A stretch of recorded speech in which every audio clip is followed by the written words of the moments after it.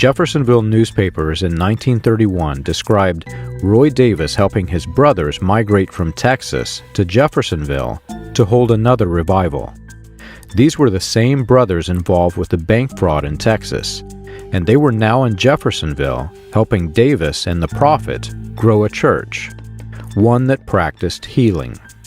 I learned that Roy Davis had also set up a publishing company in Jeffersonville, and that he was trying to force the evening news into using descriptions that he himself created for his church services as if their reporters had written them.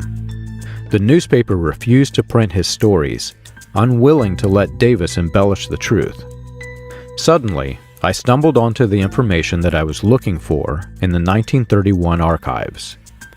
On September 25, 1931, Governor Sampson of Kentucky ordered that Davis be extradited to face charges. Davis had fled Louisville to avoid charges of defrauding members of his church, which would explain why Davis started the Jeffersonville, Indiana church, in which the prophet worked as an assistant pastor.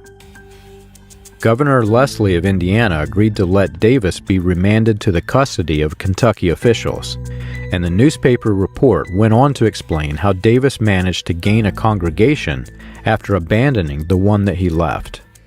The article stated that Davis became a choir leader for Reverend Ralph Rader, and that Rader terminated Davis unexpectedly. Davis convinced several members of Rader's congregation to leave Rader's church, after which Davis started a church community in Jeffersonville. His church was on Watt Street between Chestnut and Maple.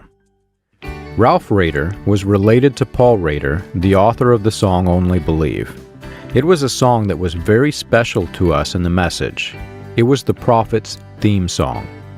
If the prophet was preaching with Reverend Roy Davis from 1930 while Davis was in Louisville, and then followed Davis to Jeffersonville after criminal prosecution, and continued as Davis's assistant pastor while Davis stole a large portion of Ralph Rader's congregation, it was safe to assume that the prophet was fully aware of Davis's background. It was also likely that Only Believe was a popular song in Davis's church, before the prophet had used it for his own. His congregation came from Ralph Rader's church.